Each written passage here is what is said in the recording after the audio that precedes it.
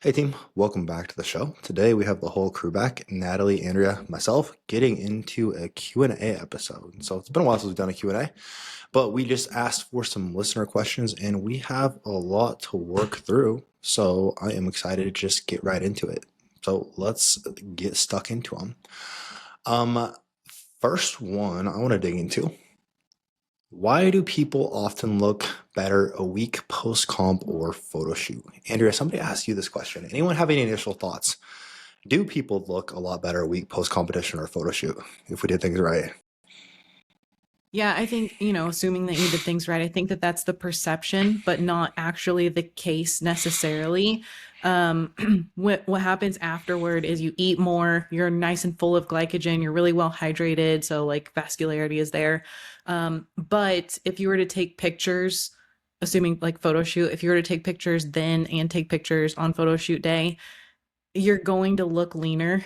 In that the actual like peaked physique.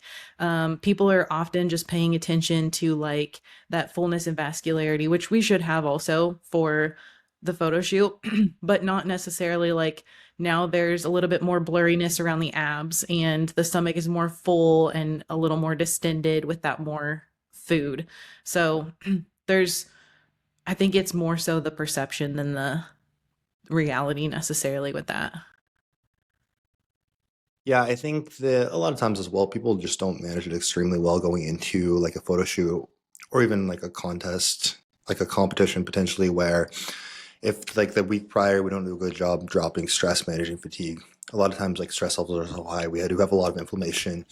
And the goal of like the peak week, if we are extremely lean, is to manage that, reduce stress so we actually bring our best look to stage.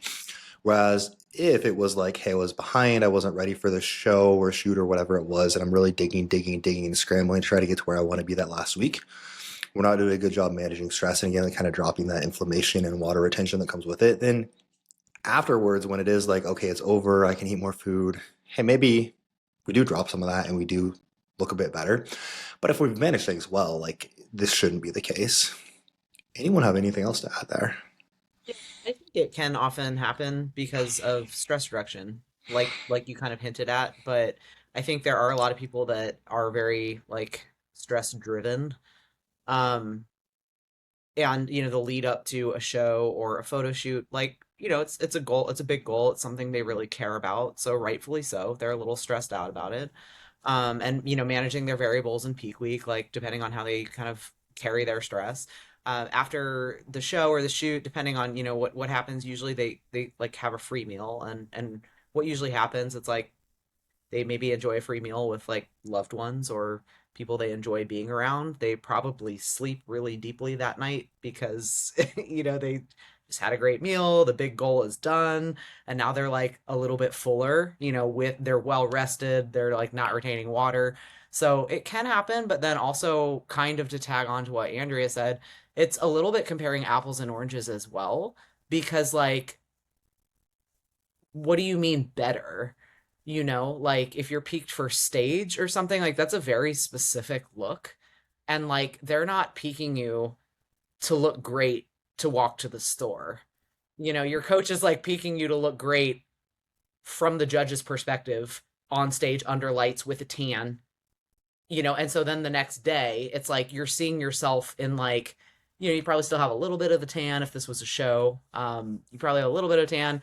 You're seeing yourself like in, normal people like gym clothes, maybe lighting. And so like your perception is maybe as like a quote normal civilian, you look great. So it's just like I think it's a little bit like perception. I think it can be stress management as well. But yeah. And also to your point, Jeremiah, I'll just add on, like if you are incredibly stress driven and do a horrible job managing all that stress in your peak week, then like you absolutely will look better afterwards. Sure. Okay. All very well put. Shoulder pain with lateral raises seems common. Why and how to correct? Anyone have any initial thoughts on this? Lots of thoughts. Take it away. I thought you Okay. might. So I always like to tell my clients that like if we're having pain or discomfort when we're moving, it is a really good indication that maybe our setup is off and or we could be executing better. We could be moving better. I think people love to jump to this conclusion that like, oh my God, something is horribly wrong, like straight to the like rotator cuff conclusion, right? Like, oh my God, it's my rotator cuff. Like, I gotta get on my internal external rotation. Like, but what it really boils down to, and I know this is overly simplified, it's like we're probably just not moving well. And honestly, we've probably not been moving well for a long period of time. And now we're trying to move like we have shitty movement and we're loading it. So we're like throwing weight on it.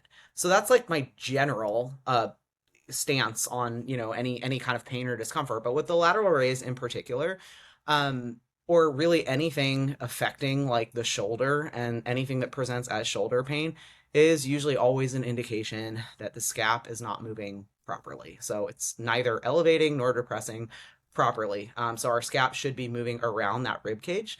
So a lot of times what I see with lateral raises in particular is that people either try to like retract their scap because they're of this feeling that like, oh, but my trap is too involved, like I'm getting so shruggy, so I'm just going to retract. And like we actually don't want that at all in a lateral raise. We actually want protraction. So like by protraction I really mean like you want to kind of like have that like almost like punching forward with your shoulder kind of thing. So think about like I've heard this analogy and I really like it, but think about like dinner plates and how they stack. You know how like the crevice of the dinner plate like they nest in each other? That's really like what a properly functioning like scap is doing. So like think about like if your plates are offset, that's kind of what we have here with this movement. With a lateral raise in particular, a lot of times it'll be like someone's arm directly out to the side. So think like they're kind of making a T with their body. In which case I would say like, hey, let's bring that arm a little in slightly so we're kind of more in that degree of like scaption or in that scapular plane so that we can at least like line things up a little bit better. But that's kind of how I would walk through that. So a lot of times just like again just not moving well or properly. Okay. To simplify it a little bit, I would say don't fly your arms straight out at the sides. You probably want them a little bit in front of you. That's kind of the scapular plane, kind of roughly halfway between straight in front of you and straight out to the side. Not going to be there exactly there for everyone. A lot of people as well externally rotate too much in their lateral raises, which can give us a bad time as well. So basically just think like more or less in the top portion of it, at least our palms are kind of facing straight down towards the floor. I would say those are a few of the biggest things that stand out initially. Andrea, do you have anything to add there? A lot of people are leading with their hands, and their hands end up way higher than the elbow at the top, so not leading with the elbow. And I would say trying to keep, similar to what Natalie said, trying to keep traps depressed so that they're not working. And then that just kind of like she said, it's not letting your scapula move. And so you get a little bit of like jamming at the shoulder joint. And then I would also say trying to go way too heavy on these is something I really commonly see. And of course, Yeah. when you're trying to go way too heavy with a lateral raise, you're not going to be moving properly. And so then we're loading that even more improper movement. It turns into, again, like we talked about this a lot in the training mistakes series when we talked about delts. We talked about this so much for lateral raises specifically, but you so often see it turn into that like it almost looks like an external rotation, like you said, Andrea. Someone's really leading the movement with the wrist. It's almost like the wrists are flying backwards, and then at the very end they just like extend their arms to finish a lateral raise. I really like the cue of thinking you're trying to drive your fist down into the floor, and like imagine you're trying to drive your fist down and outwards the entire time you're doing the lateral raise. I find that's quite helpful. Anything else on lateral raises? I would for sure go back and listen to the training mistakes delts episode. That's such a deep dive into this. But anything else on the lateral raises to add? Literally everything all of us just mentioned boils down to like poor scapular movement. Like Mm-hmm. you're just not putting your scap in a position to be successful, and that's why it hurts. Your dinner plates are not stacking well, I but they really should like be. that analogy. That really makes sense for me. I have a client who dieted down with a previous coach and successfully lost 20 pounds. Her calories to get her there were about 1,600. After achieving her goal, she stopped coaching and gained 30 back within 3 months. When she came to me, we slowly worked, found her maintenance calories, went through a primer phase, got her strength training plus cardio. Her weight sits around 185 now. She has lost some inches, but every time I try to put her in a calorie deficit, we have sleep issues, bloating, digestive issues, headaches, etc. Labs work shows normal. Okay, so basically, client lost 20 pounds, gained back 30 very quickly after finishing working with a coach, and they have a lot of challenges every time they try to diet, but her labs show normal. Any thoughts on this? Andrea, I feel like you would have some very good insight. Yeah, with labs showing normal, number one, how complete are those labs? Because a lot of times we'll get labs and it's just like a CBC or CMP, and we want to be able to see what way more than that. I won't like go through all of those, but basically like a full lab panel with all sex hormones, thyroid hormones, stress markers, and all of that. Make And sure it's then not just beyond like when they say labs are normal, it's not just like my doctor said my labs were normal. That's what I was going to say next too, is what is normal. So normal in the reference range is not the same as optimized, and optimized for health and for physique change. So those are two different things. You can have things that look pretty normal in the reference range, but whenever we want to start pushing our bodies to change, that normal isn't quite good enough a lot of times. And so what we're comparing those to is going to be more of like the optimal functional range, which is just a little bit tighter, a little bit different ranges versus the ones that you'll see like off to the side on your lab panel. Yeah, you could think of normal as average, right? It's the average, Mhm. like where Americans fall within this range or whoever falls within this range. But average isn't healthy. Average isn't like optimal for the physique outcomes we want. Okay. Okay. That one I always like to say, like, imagine a bell curve and, like, for testing, whatever, and like, what side of the bell curve do you want to be on? Is kind of like how we look at it versus how, a doctor's reference ranges might kind of play out. hmm Um, and then I would also say, like, something about the way this is written makes me think that perhaps this client was not strength training prior. So, like, in their previous fat loss phase, like, maybe they were not yet including strength training in their plan, and now they're strength training. Because this coach goes on to say that we've lost inches. And so it makes me think, like, okay, is there some body recomp happening now? It's like, so now it's like we're in a deficit, but we've also added the element of strength training. So we might be like gaining some muscle, because if we're losing inches, that kind of points to recomp. And I know, like, I think we've talked through it before, how a lot of times if there is, like, depending on how much body fat there a client has to lose, a lot of times what we can see early on is they actually start losing like visceral fat first, so that fat that's like surrounding their organs. So it often takes a while to, like, quote, catch up a little bit in terms of like visual, or like even on the scale. I mean, if inches are being lost, y'all are probably moving in the right direction somehow. And then I think the third part to this question is, like, now every time we try to put her in a calorie deficit, like, we're seeing crappy biofeedback, right? Like sleep issues, like all these things. So again, I'm going to go back to, like, something I like to do in this sort of scenario is, like, I'll often ask the client, hey, like, what was different before? And this is really nothing more than a fact-finding mission, right? Like, it can kind of make some things click for the client, but also, like, for you as a coach, like, what was different before? Like I said, were they or were they not strength training? And so going down this, like, kind of logic train of thought, this time, now that we've added training, maybe there wasn't training before. And so now, like, we're trying to drive fat loss while also keeping, like, a strength training program going and, like, showing up in the gym, like, performing well. Maybe this is now exceeding recovery capacity, whereas before it wasn't, because there was no training. Or I'm sure, because I know this person is a very good coach, so I'm sure if they were strength training, their training has improved under your coaching.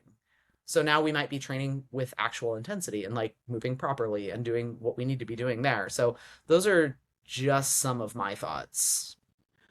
I would Yeah. also want to ask, what does their diet look like? Like, are you just having them hit their macros?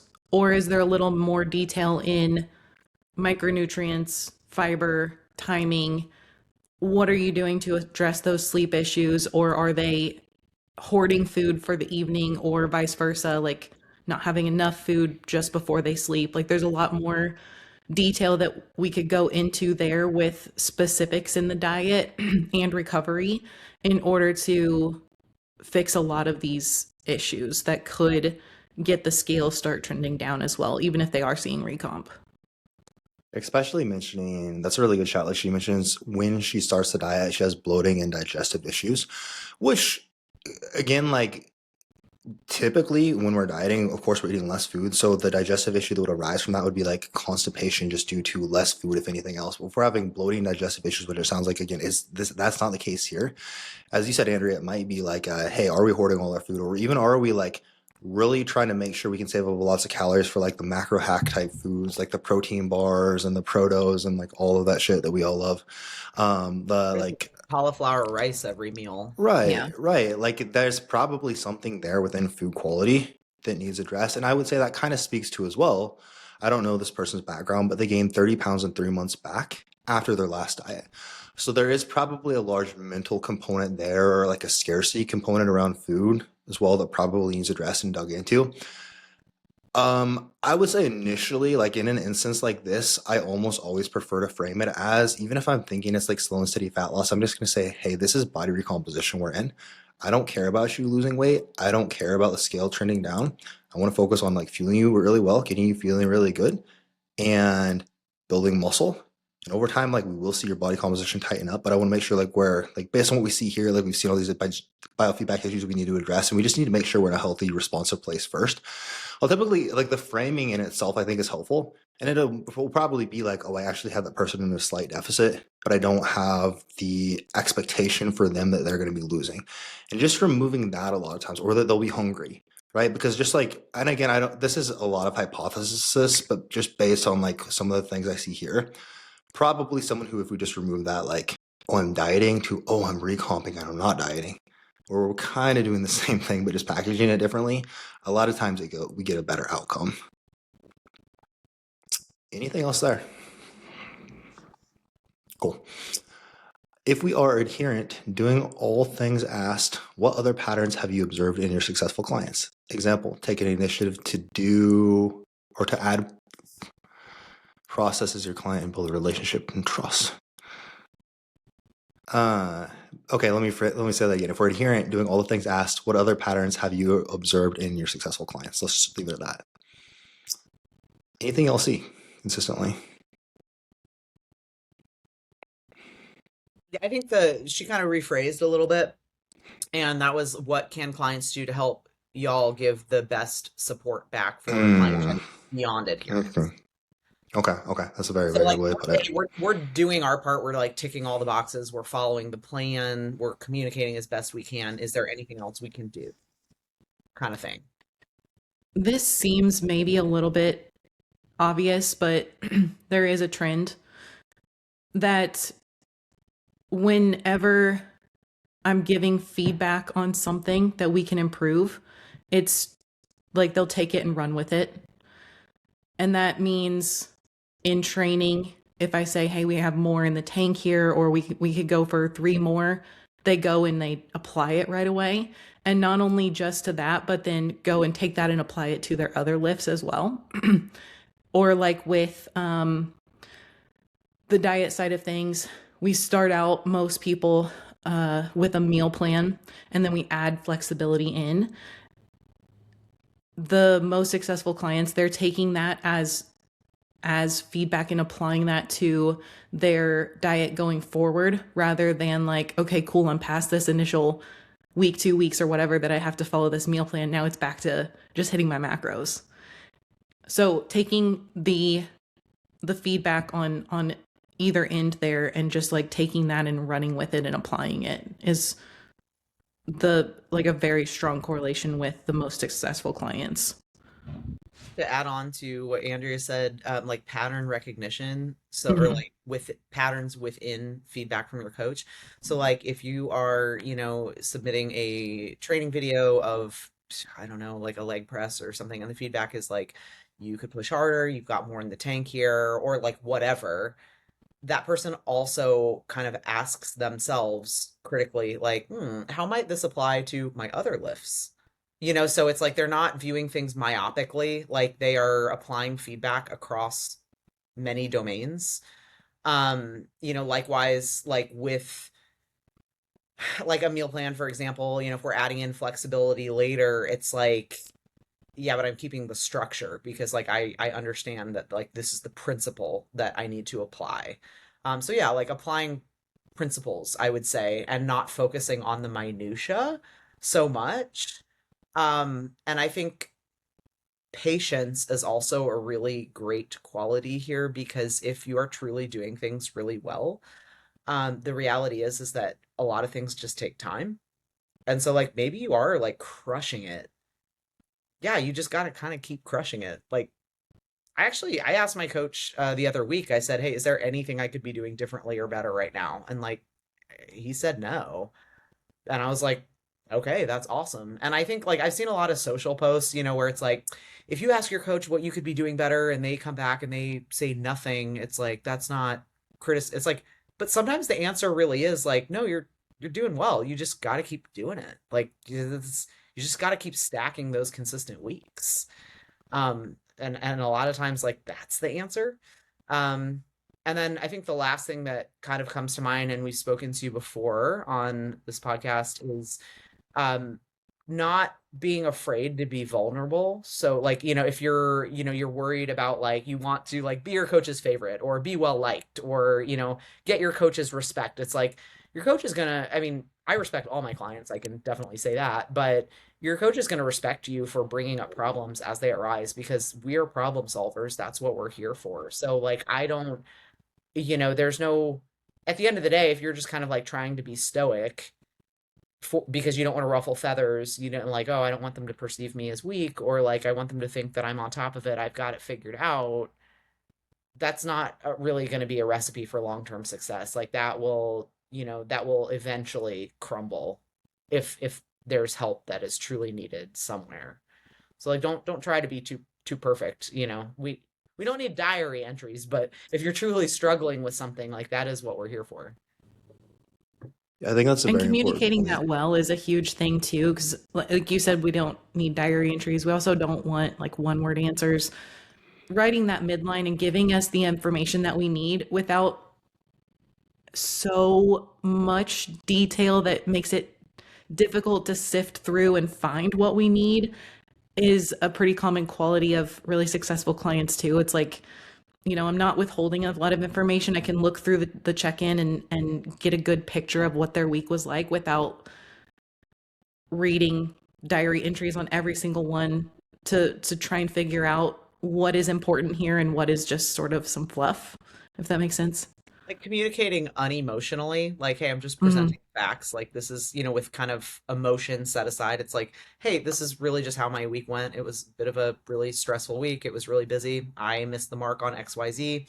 Um, and presenting as fact, like I said, and not feeling. Um, and being able to kind of distinguish between the two, I think is important. I think that's very well put. Um, I mean, I think y'all covered that pretty well. I don't know if I have a whole lot to add, especially if the person is already being adherent and doing their things. Just as you guys already somewhat touched on, just making sure that like we're not underplaying areas we're struggling as well. Don't try to create a problem just so you have something to talk about. It is okay if it's just a good week and there's not like if we don't have much to adjust, things are going well. But we also don't have to be like, oh, things are great when it's like, oh, I felt like shit like 5 days this week and I'm not sure why, but I don't want to seem like I'm complaining, right? It's communicate those things so we can work through them. So I can think of several instances where clients have, or if you're struggling to stick to some part of the process, you don't feel like you're on the same page anymore, but you don't want to like let your coach down. I can think of a couple instances in the past where clients been crushing it. I thought things were going extremely well. And then like this person ended up leaving and I was like, what? Like, well, this is so out of the blue. I'm so surprised by this. And then like we had to talk about it and like they had just like failed to communicate. how they were feeling, or like maybe this wasn't aligned with their goal anymore. And so, but we could have just addressed that and worked through it in the past. So I think that's just very important to like make sure you are communicating those things. I don't have anything else to add there though. How long should you stick with the same program? 12 weeks? Longer? I think 6 to 9 weeks is ideal, typically. Realistically, I would say the longer you can stick with the same program, the better. I was talking to a client about this the other day, and we talked about this many times in terms of the neurological adaptations that happen, right? But I think about like, so a client was asking me, so she's 14 weeks in. She was asking me, okay, so when do we change things, right? Like, what's the logic for us sticking where we're at? And I was like, okay, so let's look at our training videos here. We're 14 weeks in. A lot of this, we've been reviewing a lot of the same movements every week for the last 14 weeks, and it's only within the last couple of weeks I have given you the like, hey, this is starting to look really good. We're just getting to the point where that is productive, and we're going to really start building a lot of muscle from it and start progressing. If we were to change things now there is some carryover there. You would be more skilled at these new movements than you were when you initially started, but still, it's kind of like we're, to a degree, starting that process over. And it's going to take a long time for us to get skilled enough at those movements again for us to actually productively grow. So, I mean, when a movement is clicking, once we master it and it's clicking and we're progressing it well, and I mean, I really, unless like goals change, I think that's where a lot of times like it's either like when we change, and it's very rare that it's like, hey, it's never like I'm going to completely change someone's mesocycle and every movement in their program is going to change. A lot of times it's like, hey, this person's goals are changing. So maybe we are like going to bias glutes more. So I'm going to swap this movement for like, I want like another short overload glute movement. Maybe like this, maybe it makes more sense for us to have like a squat press here instead of a hack squat because glutes are a bigger priority, right? So we're going to like make these few swaps. Maybe they're just really, really sick of this movement and it's not a movement that's extremely important for our goals, or maybe not anymore. So we're going to plug something else in here. But I mean, largely, I mean, for all of us, I think we've had a lot of the same movements in our, like a split squat, a leg press, an RDL, a hack squat. I mean, Andrea, like, but on the flip side, if you think about like Andrea, for you, I think your training has probably changed a little bit more in the last couple of years. It's like gotten more specific to bikini training, correct? Where you don't do as much. So that's an example of where like, hey, maybe we are specializing in the specific muscle group or muscle groups more. We might like hone in on that more. But you've eliminated quite a bit from your training, right? Really just focus on like glutes and delts, right? Largely glutes, delts, hams. Yeah, so I have some days that haven't changed for a couple years, and then some days that have been changed or added to. But yeah, as you said, it's just as my body's changing, we're shifting things to continue to push closer to the goal physique, which is kind But of I like what mean, you were saying. yeah, and that's like typically like when there's a major transition in phases, like hey, we're going from fat loss to building, for example. We'll reassess someone's goals. People's goals will change slightly, or based on the response we've seen in the previous training phase, it'll be like I want more volume here. I want to add this movement for glutes, and I want to pull back here because this is responding very well. Like the quads are responding very well, and that's not as much of a priority for us. I want to bring up this other area more, for example. So there will be adjustments, but like I don't think there should be an arbitrary just like every 12 weeks we change the program. Anything else to add there from anyone? I think a lot of what you see on social media is like, people who are like selling group programs. So you hear a lot of this language of like training blocks, like, oh, this like 12-week block, this 6-week cycle or whatever. Um, but like you kind of pointed out, Jeremiah, like we don't really need to change something unless there's a reason to change something. And that's that like the goal has shifted. So therefore this current training program or movements in it are not serving the goal anymore because the goal has shifted. Or it stops working. So, a lot of times like, hey, maybe we are getting some like joint pain discomfort with this movement. We've troubleshooted it. Okay, like maybe now we just need to like change the machine. Maybe we're on this like pull down machine and like, hey, let's just like put you over to this one kind of thing. Or like, okay, like, we're doing dumbbell RDLs and like we're now, we're RDLing like 120-pound dumbbells. So like, let's It's a like throw it common one. at this point. Yeah. Um, And the way that I like to kind of frame it to a lot of my clients is like I think of it more like rolling mesocycles. So I'm making changes to programs like on an as needed basis. So it's never like a huge overhaul. It's just like, oh, yo, like this isn't working anymore. All right, cool. Let's swap this out here. Or like, you know what? I'm going to add a set here because I think we just need more volume. So it's kind of like more on a rolling basis, if that makes sense. But, unless there's a total shift in like schedule, maybe like, hey, I can only train X times per week now, or like the goal has shifted, like, I'm training for a specific division, like Andrea or something. You're I'm reticent to just like wipe the slate for someone. And yeah, that's a very good point though, because I mean, with almost all clients, like things are constantly evolving based on, yes, what we're seeing your needs, like we're tweaking volume, or maybe we're pulling back a set of like your more fatiguing movements if we're deep in fat loss or whatever it may be, or like, man, this, like I have one client I can think of where this week it's been like, we moved her to a barbell hip thrust because like the glute drive machine just doesn't fit her very well at all, and we just couldn't make it work for her, right? Like little examples like that, it's constantly happening. Okay. Cool. Thoughts on protein and everything trend, e.g., protein Pop Tarts, protein pastrami? Is that what that? Protein pasta, protein pasta, protein donuts, etc. Just eat an actual donut and have a protein shake alongside it would be my take. It would probably taste better.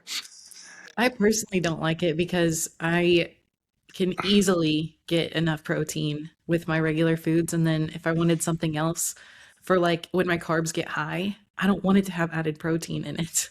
I just want to, Me is like the clear protein trend. It's like these like clear protein drinks, and it's like, whoa, like 30 grams of protein. I'm like, I'm not spending 30 grams of right. protein like Yeah, some exactly. like crappy like poor excuse for soda. Like I like think it could be good for someone who is just not going to change their diet. And so instead of regular pasta, they get protein pasta and it gives them a little bit more. Um, I don't know, like maybe for my kids or something, but they're just like I do anyway. it's marketing. I mean, marketers have cottoned on to the fact that like people are trying to get in more protein. And half the time you look at a lot of those products and it's like 8 grams of protein. And it's like, but it's like 300 calories.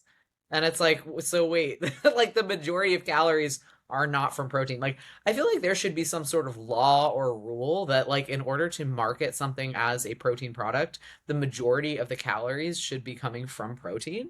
Like, it's just weird to me, but they just, in my experience, like, don't taste that good. It's a no for me. Yeah, Michelle and I were talking about this with protein bars the other day, where I was like, dude, for the what you had with this protein bar, you could have just actually had a candy bar and a protein shake and had the same amount of calories and the same amount of protein, and it would have tasted way better. Um, and I think that's pretty common with like your protein donuts, protein Pop Tarts, etc. Cool. Tips for photo shoot tan and makeup. I have nothing to add here. Oh, I wanted you to take this one. Natalie, I think you're gonna have to take this one. Okay, I'm on it. Actually, Andrea, you did a great job with your self tanner, I thought, for your photo shoot. I believe the product used was Coco and Eve. Yeah, Um, I think that's a good one. I so I actually have been asked this question by clients before doing photo shoots. Like the first question is like, should I tan? I think is like the first thing to address. Like if you're doing a show, like you don't have a choice. Like sorry, you got to do tan. And if you are doing the show, I usually recommend going with the show promoter's tanning company because you don't want to be the oddball on stage. Like if it's your first show or something, like don't do your own tan, please don't. I would probably be too nervous to ever do my own tan, because you can really mess up your look. Now for photo shoot though, decide whether or not you want to be tan. I've actually never been tan for a photo shoot personally. I do think it helps you to look leaner. Like this is why bodybuilders tan for shows. It's to like bring their best physique. It's not because like it's not just for glitz and glam. It's literally because like they're trying to make their physique pop. So think about like the cardinal rule of fashion and makeup, right? Darkness recedes and lightness brings forth. This is why you hear about women who like to wear a little black dress, right? And this is why people think black clothing is more flattering. This is why you see like darker colored race horses and they look really muscular, right? And then you add the glaze on top of that, which is the contour, which is what highlights what brings out the muscles. So, yes, like long story short, this can absolutely enhance your look and like really like add a layer of polish, let's say, to like your photo shoot. If you've never tanned before, I'd say this is something to consider maybe getting a tan professionally done or testing it ahead of time is the biggest thing. So finding like a brand, like I said, Andrea used Coco and Eve. I know Protan makes like self-tanning products as well, but I would say the biggest thing is your skin prep. So making sure that your skin is actually like ready to like receive the tan. So like you're exfoliated and like shaved and all this fun skin prep stuff, moisturized. But test it out ahead of time 100% because your photo shoot day is not the day to like figure it out. In terms of makeup, same thing. If you're curious about doing your own makeup, I think you can get away with this a little bit more than you could like on a stage situation. If you're really good at makeup, test out your looks ahead of time. I think that's absolutely fine. Maybe you have a friend who's really into makeup, ask around. Uh, it's really hard these days to find someone to do your makeup at a makeup counter. I believe they kind of like stopped doing that. Jeremiah, you're like so interested in this conversation. I can I'm tell. literally so bored right now. I know. I was Don't just worry, wondering we'll how get much through. longer this was going to go. We'll get through this. But my last attempt at a photo shoot, I'd love to say like my actual photo shoot, but still haven't really had a real one. But my last attempt at a photo shoot, um, it's hard to actually like go to a makeup counter and get your makeup done. They don't do that anymore. So I will tell you what you can do is you can go to like a Mac store and they make you put down a deposit, which I can't remember how much it is, but it actually goes towards the purchase of products, which is awesome. So basically, you can make an appointment at a Mac store, not a counter, but a store, and you can have your makeup done for like, I don't know, it's like 75 bucks or something like that, but you get that back in products. So what I did was I bought like the lipstick and the liner and the gloss that they used because I liked it, and then I could like retouch also. And honestly, that's a pretty good deal for having your makeup done. So those would be my tips. But yeah, don't wing it. Make sure you have a plan, and don't try something out for the first time on the day of your shoot. I also think for a gym photo shoot, you can get away with not doing a whole lot different for your like I winged it for mine Mhm. because I just did the exact same thing as I normally do for a usual day, but like maybe a little bit like added some lip gloss and eyeshadow just to have that like contrast. Everything else is the exact same because when you're in the gym, if you're going through like you're doing a pull-up picture and then like your face is super made up, it looks a little bit out of place anyway. So And then also like your photographer will be able to like edit and retouch. So if like you're worried about like your makeup being too light or too heavy, it's like they can adjust the lighting like in the edit, so it's not like the shades aren't gonna like come out weird or anything. There's a lot that can be done with editing, I will say. Sick. What metrics are you looking at when deciding to reverse someone in a building phase? So I'm assuming they're meaning increase calories in a building phase. Do y'all take it that way? I read this as like come out of a building phase, like we're done Oh, building. I oh, don't know. That's how Andrea, be the that's good. tiebreaker. That's a good question though. I read it as we're coming out of a deficit and going into a build phase. Oh God, we got to answer three different ways. Let's go Oh, with okay. No, no, no. Andrea changed my mind. I'm reading it Andrea's way now. okay. When to come out of a reverse and into a Wait. building phase. No, I think like I'm understanding it as this person is in a build phase. So what metrics are we looking at when we decide like this person is Let's done rock with building? that. I like that. I think that. I mean, you could build for a very, very, very long time, and most people need to stay in a building phase a lot longer than they need to or than they want to. But First is going to be just if body fat is starting to get too high. I mean, we're going to get to a point where we don't partition nutrients as well. We are going to gain proportionally more fat versus muscle. You're going to have like your inflammation is going to be higher. Like men, once body fat starts to get too high, are going to start aromatizing more testosterone to estrogen.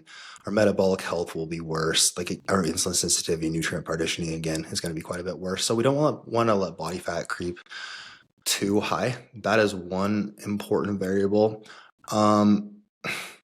Then it's largely, I think, kind of dependent on the client's goals and based on the goal physique that they have in the timeline, largely based on the goal physique that they have, do we think would they have enough tissue to support that?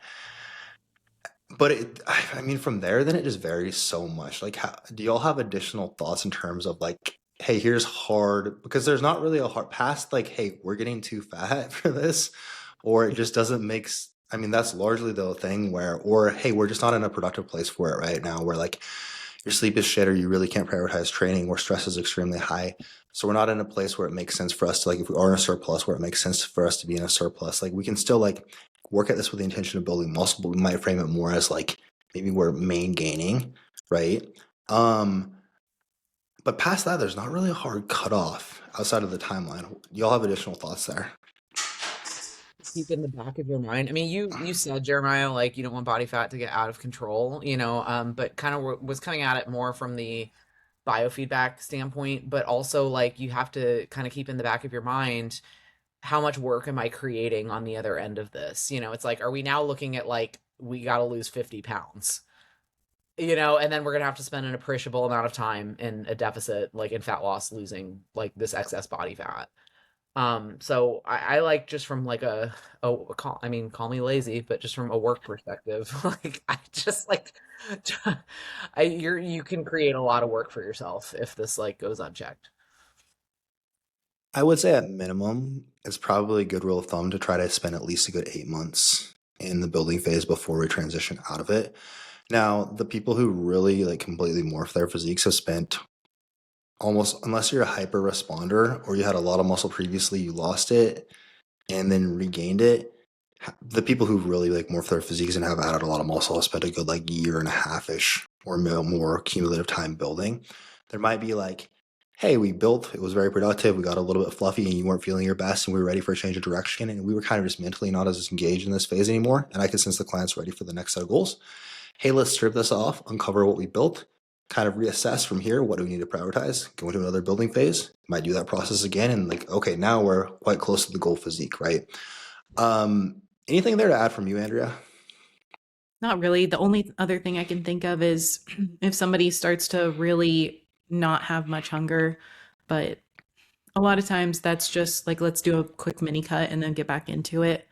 And kind of coincides also with body fat being a bit high for a lot of people. So Like when you hear a lot of people talk about like, oh, I spent the last 3 years building, like there were probably some pullbacks in there. Mhm. For Like sure.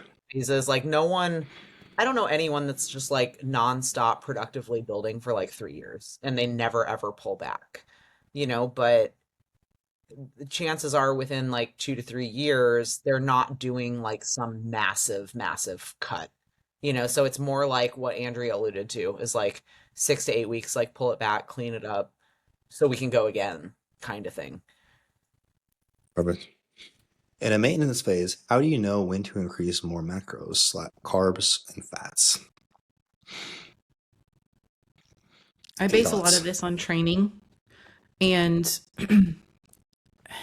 I would say for most people, at least that are working with us, it's often not technically a maintenance phase. It's either body recomp or kind of like main gaining, like very lean building. Mhm. And so if that's the case, and it's more of that like main gaining, like very lean building situation, if somebody's scale hasn't moved in a while, like a month or so, and there's some sort of indication that we have room to push food up, either in like hunger creeping up or something in their biofeedback or their training progression is slowed down, that's when, unless there's some levers in training that we need to pull, then that's when I would be adding more food. And you have a pretty general sense. I feel like when maintenance, you have a pretty general sense of like, hey, I want to actively try to work this person's calories up versus I'm good where they're at. Like, I don't want to throw, it will vary from person to person. Like, actually, I think Andrea, you and I both are people whose maintenances unfortunately seem to be quite low.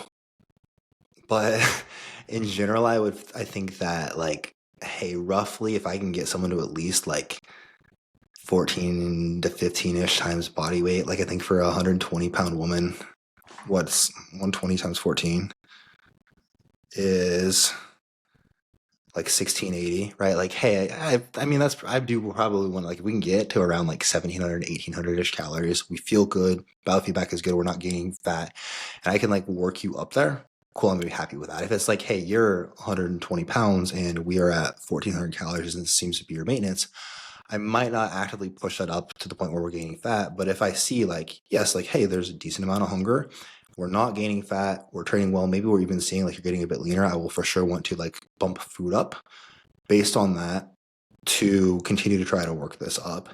So that's always kind of in the back of my mind. Anything else I would add there? General, I would say just like based on biofeedback, like again, hunger, like how like recoverability, sleep, like food focus, like all of these things. This is a lot easier to do with those who are accurate in their tracking. So they're like not, multiple meals out per week, as we know is like just always your best guess anyways, right? But like these are people, people that were able to kind of like push maintenance to their higher end. Um, I feel a lot more confident doing it when I know they're being accurate kind of thing because someone who's like going out to eat every other day and like maybe they're even like overestimating just to be safe and like we're trying to keep body fat in check and they're like, well, I'm hungry, and it's like, okay, but like half of your calories yesterday went to like the Cheesecake Factory for one meal. So like there's a lot to consider. Kind of like went on a tangent with that, I think, but I think you get what I'm saying. Yeah, no, I think that's all very well put.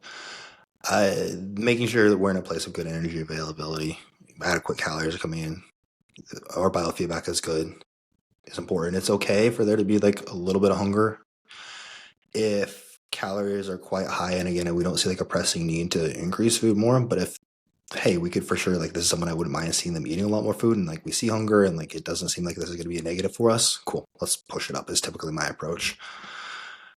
The importance of breathing correctly during sets. I followed up on this and she said when during the set to take the sharp inhale and when to exhale.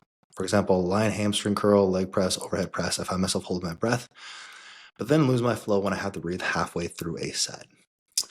I do think this is kind of an underrated in terms of things like your leg press, your hack squat. A lot of people just don't breathe and gas out. I, like myself, sometimes will like, and that's can like in part be the reason you fail. Thank you for correcting that typing, by the way. Um, that in part will be the reason why I like in the past have failed. So typically, I mean, for a movement like a leg press, what we want to do at the top of the rep, basically where the rep is the easiest, where we have the least spinal loading, we want to start to take the inhale as we descend down. So basically, as like the first, like the top quarter of the rep, probably going to breathe in.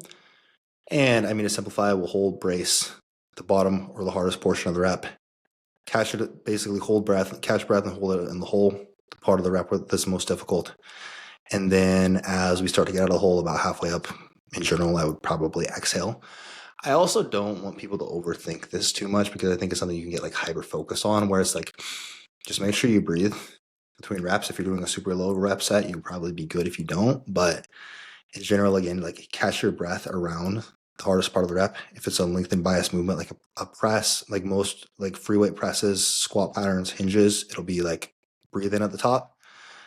And then as you're coming down, hold your breath through the bottom 3/4 of the rep, about halfway to 3/4 of the way back up, and then exhale, start over. Anything you guys would add there? Most people will kind of naturally do this. Like is that Valsalva maneuver where you're holding your breath and creating some pressure out. Naturally, like you'll feel stronger with doing that because you're more secure.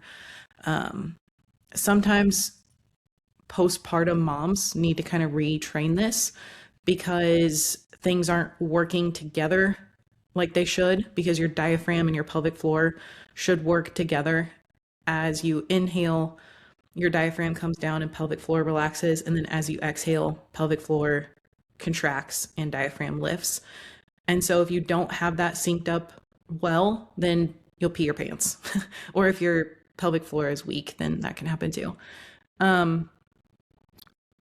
best analogy that I've heard with this is, think about like a soda can that is sealed and it's really nice and tight. And then as soon as you open that up, you can squish it. So that Valsalva, think about your core as the canister. You take that 360-degree breath and create that intra-abdominal pressure. That's your core. That's your can that you can't smash. And then as soon as you start to breathe your air out, that is like the slow release of that tab on the top, and you're releasing that intra-abdominal pressure. So we're basically just creating tightness to protect your core and make you strong through the hardest part of the lift. Very, very well put. Cool. Can you talk more about Yohimbine and when to implement and side effects? Is it safe? Anybody want to take this one? I will go if not. All right. Yohimbine can be helpful for fat loss. It is not magic. Quite a common one we get questions about. So Yohimbine, basically what it does, so when we look at body fat, sometimes we have alpha receptors, beta receptors, right? So when we look at like what creates fat loss, basically we need to catecholamines or norepinephrine released. They act on the cell, get fatty acid out of the cell.